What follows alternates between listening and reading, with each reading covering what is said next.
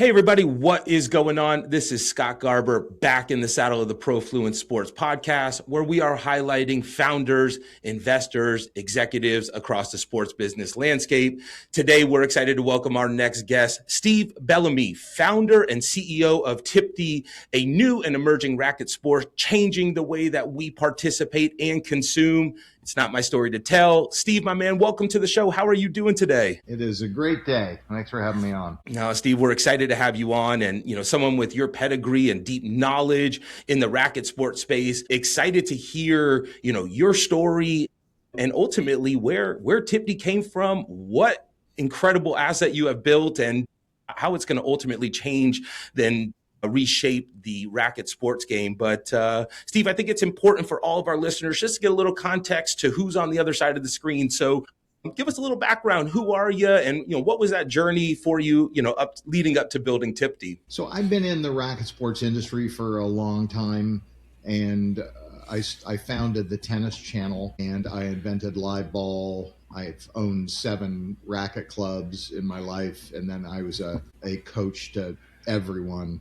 I think I coached a total of 17 kids who reached number 1 in the world at one point in time in their careers. And so I'm deep in the space. And ironically, the last 10 years, I ran the company Kodak, the movie company. And so I was deep in the movie business. But the Tipti was actually, I started it over 30 years ago. And I was running a club in Los Angeles. At the same time, I was getting the tennis channel off the ground. And the club was doing really well. We had tons of juniors, and one day for a summer camp, we had 125 kids, and I had 4 courts to put them on.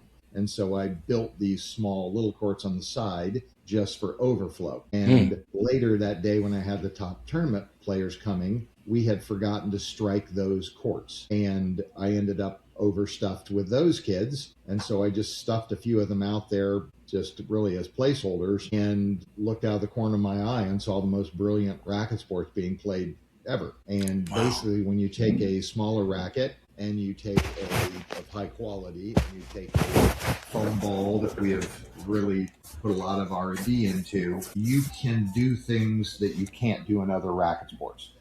And it was crude and prototypey back in the day, but boy, was it effective. And I sort of use it as the blame for why those kids started doing better than everyone else in Southern California. They did a game that no one else did. And I think it helped create a visual acuity at the ball strike that you didn't get when you were hitting a tennis ball. When you hit this ball, because you could watch the spin more, you paid more attention to it, you focused more, you were more dialed in. And I think it just transferred over to tennis, and people ended up just watching the ball better. All of our kids just were winning every tournament. Wow. So 3 years ago, I was running the company Kodak. I was making movies with Quentin Tarantino and Christopher Nolan and Spielberg and Martin Scorsese. I'm watching the AI tools come into play and understanding that this is not going to accrue to the betterment of people working in the movie business. And I had this itch I still needed to scratch, which was Tipti.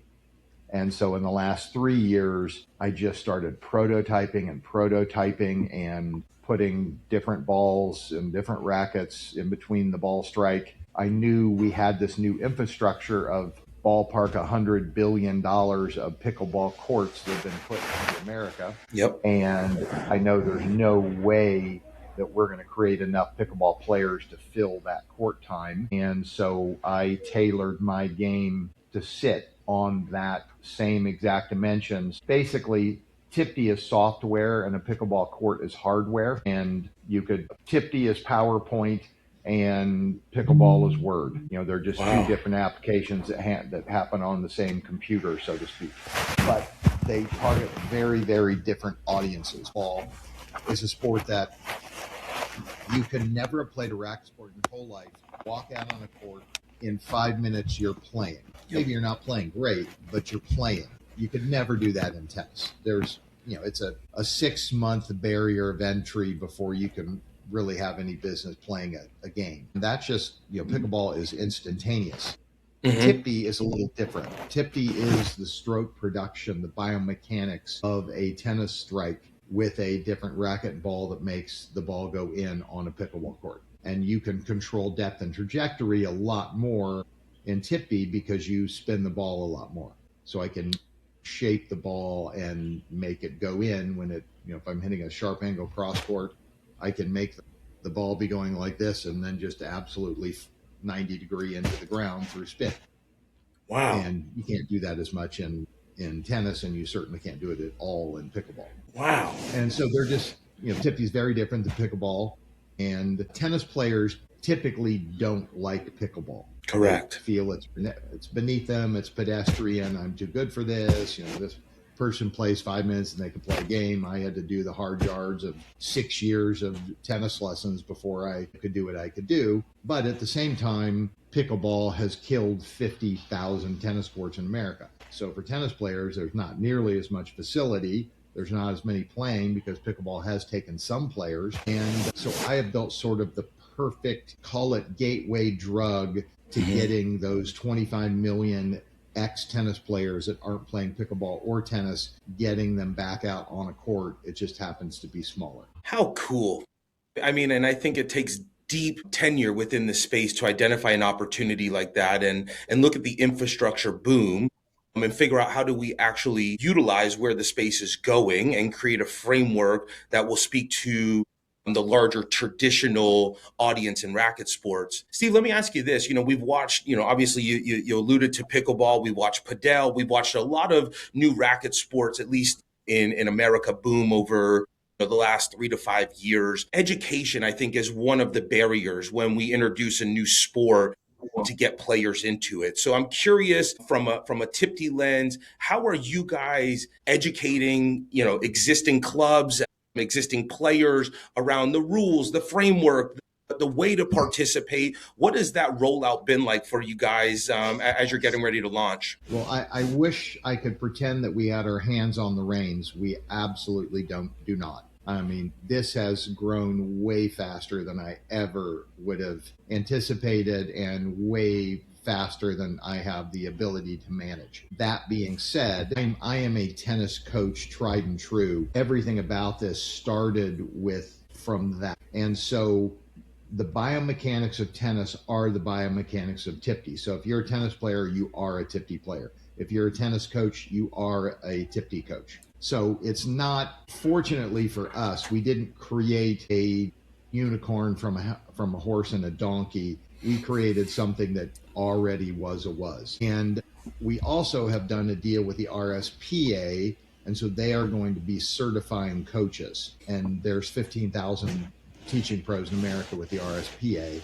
And so we will snap our fingers and have that done here shortly. Any pro in America can go and get certified to be a certified Tipti pro. Wow. And talk to me from a competitive landscape, right? Like, you guys are having tremendous growth on the racket side, which I think is really unique. It's your own IP. But when we talk about from a league development standpoint and a grassroots development standpoint, as you guys bring this to market, are you going to be focusing on sort of this flagship event out in Calabasas and then building downstream from there? Always curious from a founder's lens, like as we're building not just a league, but a whole infrastructure, how do you think about it? Is it top down or bottom up or a mixture of both? Sort of give us a little insight to the strategy on how to grow the game and marry it with that pro league that you guys are putting together. Sure. So one thing about me personally is if you and I are playing tennis or Tipti or anything, I'm as competitive as the day is long.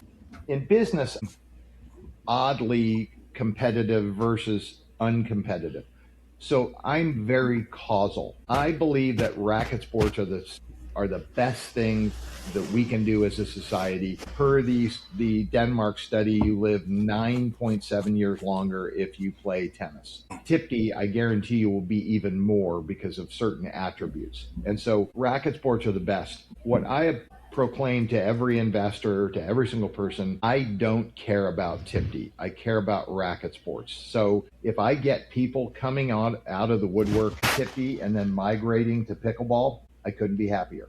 If they migrate to tennis, I'm super duper pumped. I've built the perfect gateway game to just getting back into racket sports. And if mine isn't the one you choose, could care less. Wow. And so that's the start of it. And that is everything I've ever done in life. Like when I ran Kodak, I was brought in basically to put Kodak to bed and have an 18-month graceful exit. They told me there's no way I can save this thing. And I said, well, I'll do this, but the only way I'll take this job is if you allow me to try to save Kodak. And they said, go to town, but there's no mathematical way you can. Well, we swept the Oscars the last 3 years at Kodak. It's the most important division at the company now, film. And I did it through, it was a cause, saving a medium. I wanted directors to be able to choose whether they make a movie on video or make a movie on film. And obviously if film went away, they didn't have that choice anymore. Yeah. And so I wanted to save a medium. I never spent 2 seconds trying to sell P.T. Anderson film. I spent my time trying to help people like that get a cinematographer or get a lead actor or get financing or get into a festival. I tried to help them with their art, and film was a cause, and it worked. With the Tennis Channel, I wasn't planning on making money or any of that stuff. I just believed in tennis, and I wanted the Tennis Channel to be the best marketing tool to show people how great this game was. And so with Tipti, it's very similar. Even though I'm running Tipti and I'm selling Tipti every day, I'm really selling racket sports. And if Tipti is not the beneficiary of my work and tennis is, I'm going to be happy as a clam. But the harsh reality is we've sold 14 times the amount of rackets that we had anticipated selling at this point in time. We've gotten 1 billion impressions. When you don't focus on make money, or sell this, and you focus on a greater good, it's amazing how all of the other stuff just takes care of itself. And so that's what I'm doing. I think that's a nugget for life, Steve. And I appreciate you dropping that wisdom. And it's so neat listening to you, that the passion behind the racket sports space, right? And I think that so often we come in with horse blinders on, that we forget about the health of the entire ecosystem. And you feel that through this conversation. Quick sidebar before we sort of go a layer deeper on the, sort of the business of Tipti and the scale of where you see it going. Steve, talk to me a little bit. Where did your passion for racket sports come from? Was this as a child? When did the racket get put in your hand? Give me a little background insight on that. Yeah, so I grew up in Indianapolis, Indiana, which was actually a very, very tennis-oriented town, and it still is a very racket sports-oriented town. A lot of pickleball clubs. One of my partners, Drew Breeze, owns a ginormous facility there. And so my dad started hitting balls to me when I was very young. He looked at it as a way to, tennis is a sport that you can do when you're 8, 18, 28, and 88. And so it's every investment you make in making a ball strike, you can use your whole life. It's a tool for business. It's sort of, I think in my dad's view, segregated people out of the street scene and into the country club scene a little bit. And so growing up in a lower socioeconomic arena, I had 2 parents who were really trying to help me have a better life than they had, and they viewed tennis as a tool to do that. And so I sort of have adopted that same mantra. I put 300 kids on college tennis teams, of which most of them had no business being in that college that they got into had they not had that ability to tap a forehand. And so, I believe in the wisdom of racket sports and the benefit that racket sports give you. But I was implanted those seeds at age 8. Wow. I appreciate you sharing. I think that's always so, you can feel the passion. And I'm like, it's a lifestyle for you, Steve. It's not just a moment in time where we watch a lot of folks come in and try and capitalize on what's going on in this emerging asset class of sports and what's going on specifically in racket sports. It's neat to hear and understand the lineage and sort of build up to it. You're going to draft off of your Tennis Channel days, right? When you talk about marketing the sport and sort of the storytelling side of it and drawing attention to it. As you launch Tipti, give me a little insight. We watched Drive to Survive really catapult F1 and build an affinity to the drivers and teach the game? How are you leveraging storytelling and sort of your background in film and production, as you guys build out this entire ecosystem? Of Tipti is, if you are you a racket sports player? A Scott, novice. I'm a little bit more of a yeah. golfer than I am racket sports, but I dabble across them all. So if there's a rating scale that basically rates ability, and it analogous across pickleball. I don't know about padel, but in pickleball and tennis, and it really quickly was adopted by Tipti. And basically, a 3-0 is more of a beginner, a 4-0 is more of an intermediate, a 5-0 is an advanced, a 6-0 is a professional player. Mm-hmm. And in tennis, if you are a 5-0, you go play for an hour. Occasionally, you'll do something a 5-1 or a 5-2 could do, and sometimes you'll do what a 4-8 can do. But it's a very tight dynamic. Like you're not going too far outside the bell curve.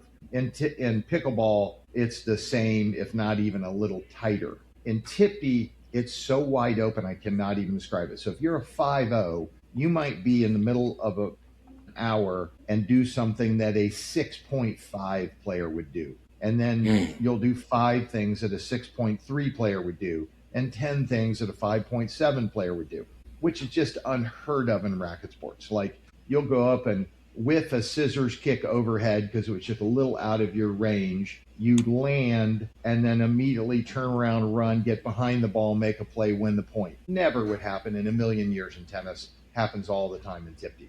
It happens because the flight of the ball compacts really tightly and then explodes like a missile off the string bed. And it literally goes to like pancake size on the string bed and then becomes a rocket. So when you make the ball strike, you feel like you're wearing a cape, but the ball slows down precipitously. Like it's the most amazing decay. It's almost like a badminton shuttlecock will go like this and then turn and go 90 degrees down. You have a bulbous with feathers, and as soon as the drag of those feathers takes over, it just stops and turns down. That's very similar to what a Tipti ball does. So what it means is it's sort of like you and I are boxing with oversized gloves. It's hard to knock you out. I can get a great punch in. It doesn't really hurt that bad, but I exerted all that energy. Then you take me one on the jaw, same thing, but it doesn't hurt me that bad because of what's in between. So in Tipti, it's harder to put the ball away, and it's easier to make incredible saves and extend the point. And that just makes for the most telegenic sport I've ever seen. And so the narrative just comes out of the points. It's just oozing. If I put a GoPro on a court of top players for an hour, I'm guaranteed I'm going to have 20 points. They're like, no way that happened. Oh my gosh. And so we are going to be very heavy on video. We video all the time. If you go to our YouTube page, it's like an ESPN highlight reel. Our Instagram, it doesn't even make sense. We got about 4,000 followers, but you look at the view count and it's just off the charts because so many cool things happen. And so since we're not old enough to have a whole bunch of heartwarming stories about how this guy was homeless and then he went on to win the national championships at Tipti, our narrative is really coming out of what happens in the point. And boy, it's to our good fortune. It's really cool. And if you haven't watched it, I highly encourage you to, because it is entertaining. And I think some racket sports are more entertaining to watch via television or live stream than others. And this one is incredible. It lines up really well. It's exciting. It's fast paced.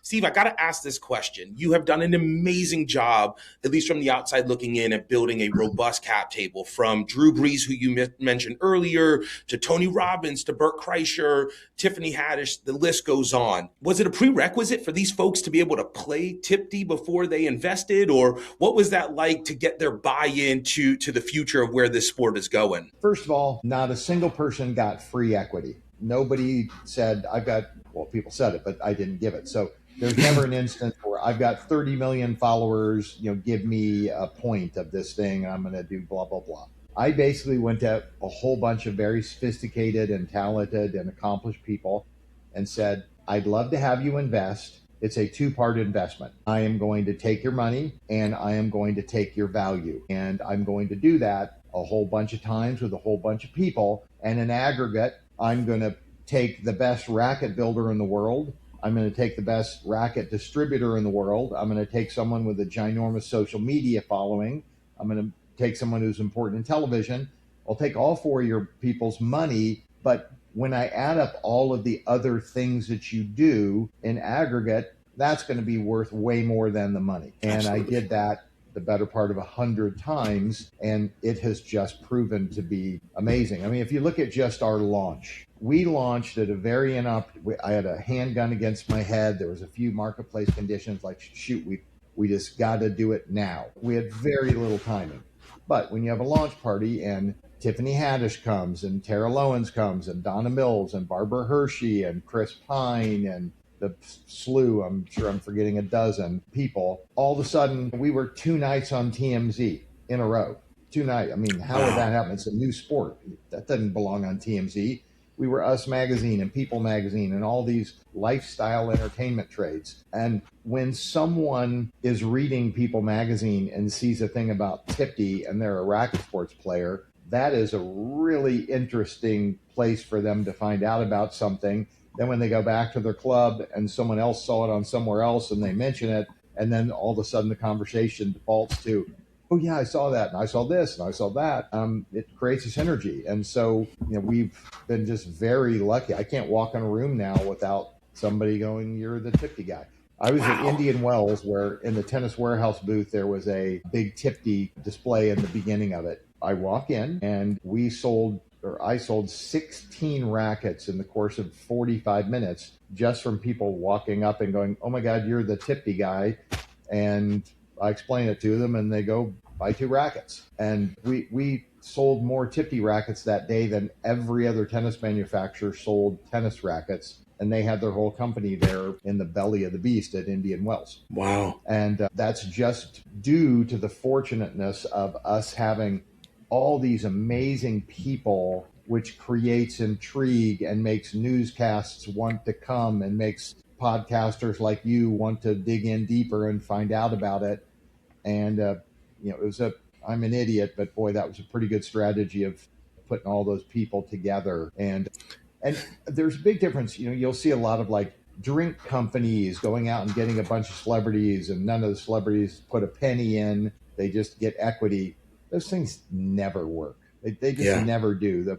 There's no skin in the game on the part of the celebrity. They're not really vested. They just, if it works, great. If it doesn't, it doesn't. Mine is totally different. Everyone is vested. Everyone is excited. I send out an investor update and I get so many notes back and ideas. And like Tony Robbins, for instance, who I didn't know before this drill. He was introduced to me by another one of the investors in the group. And the amount of wisdom that I will get from this man defies logic. Wow. He will send me notes from 4:30 a.m. his time. And he does this weird thing where he will text me a voicemail that will be 14 minutes long. Steve, I had this one idea, blah, blah, and just goes on forever. Every word is, oh my God, that's genius. I've never thought about that. And like the value that human being has brought to Tipti is crazy. And it has nothing to do with the money he brought in, which is wonderful. But the fact that I have a sounding board that is a man people pay millions of dollars to get ideas from, to get life lessons from, to, hey, dummy, go left instead of go right. And, I got this, I wake up in the morning and I got 3 voicemails from the guy. Wow.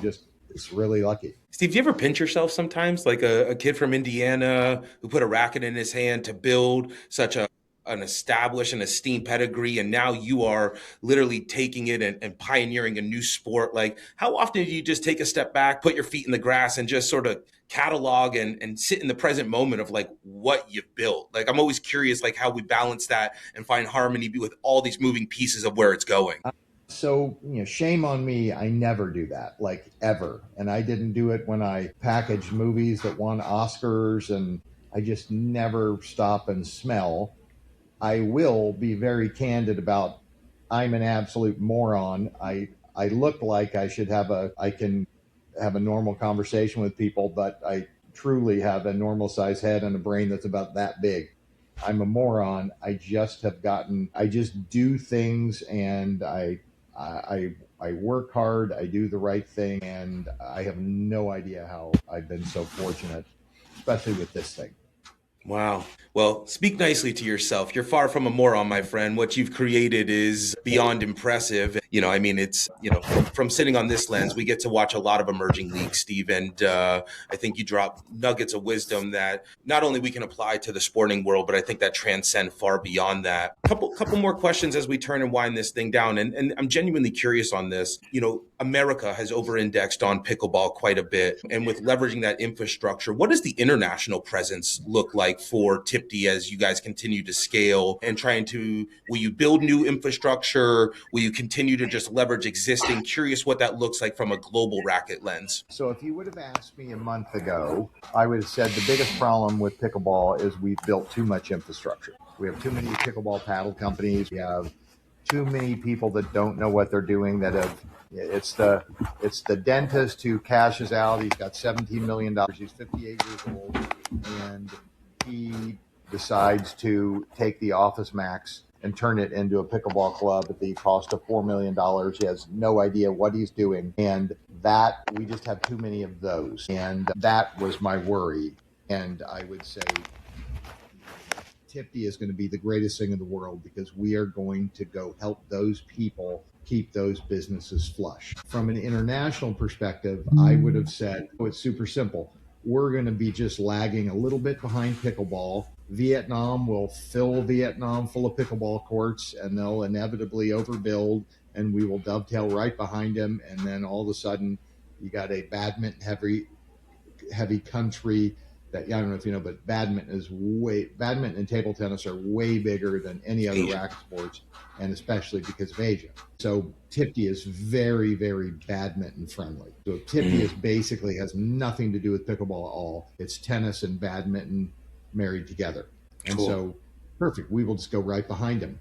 The last month has been the craziest month of my life in that opportunity has just been calling every hour, and in places where they have not really flushed out pickleball courts yet, they're just starting. Those people are thinking, I've got a dual use case, pickleball and Tipti. This makes really good sense to build. Let's call this Bellamy guy. How do we get in on the ground floor? And so I think there's going to be a lot of build around the world that actually helps pickleball because we're going to accelerate the build because entrepreneurs are now seeing dual use cases for the same infrastructure. How cool. And I think that's the exciting part of this, right? It's, racket sports transcend the world. And I appreciate the point of clarity there as badminton being the other companion in this mix up, which really, does open and widen the aperture for expansion. Steve, last question. And then I got one sort of rapid fire for you. You have a ton of things going in the ecosystem, from events to paddles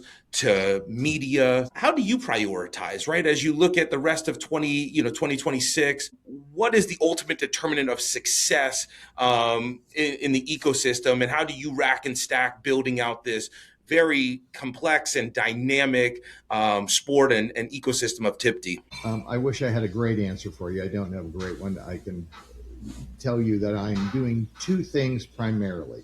I am very much focused on America right now, and it's getting, I just call them installs for now, getting as many rackets in hands as possible, as many installs as I can. We ended up having to purchase a lot of gear at the time when the tariffs were miserable. And so that was a thing, and it sort of created a cadence that I wish wasn't the cadence we're on. But so now basically demand is eclipsing supply. And so we're in a constant state of sprint and pay extra for shipping to get these things, in the air instead of on a boat, et cetera, just to fulfill orders.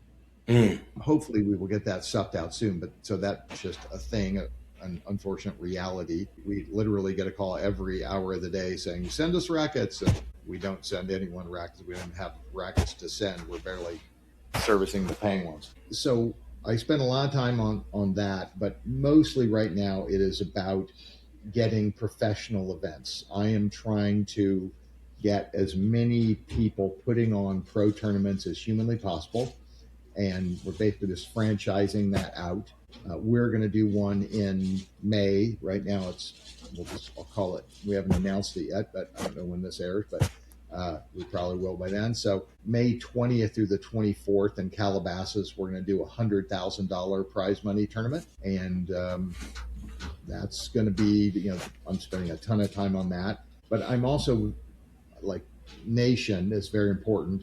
But then the SoCal Los Angeles marketplace is very, very important. So we're going to, I want to be able to show Akron, Ohio, here's how you do it. Here's what I did.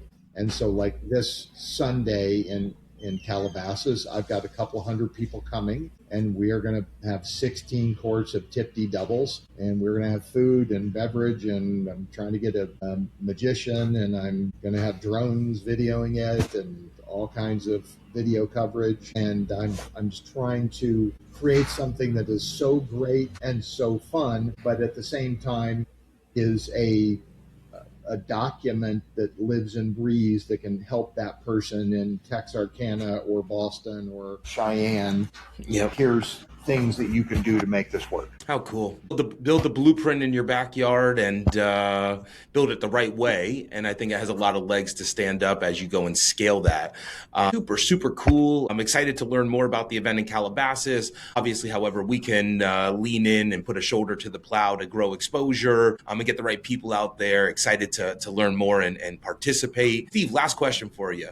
You've had rackets in your hand your whole life. You've done it at a really, really high level. Is there one place that sticks out to you, regardless of whatever the racket sport was, tennis, pickle, padel, Tipti, that you've played that is just the most memorable place in the world where you've been able to go ahead and participate in racket sports? If so, where was it? I think I didn't play on the court, but the most striking facility in the world to me is the Italian Open grounds. It's called like Il Foro. I can't remember what it something like that. Yep. But I mean, there are statues from generations, like a court made of marble with red clay, and absolutely gorgeous. There is I help people build facility a lot. Like if someone's building a pickleball facility, they'll call me and say, hold my hand on this. And I just do it all the time. And they have one facility there that is a sunken bowl. It has 6 tennis courts, 3 decks of 2, but seating, like 30 rows of seating and like almost like a football arena type thing all around the whole deal.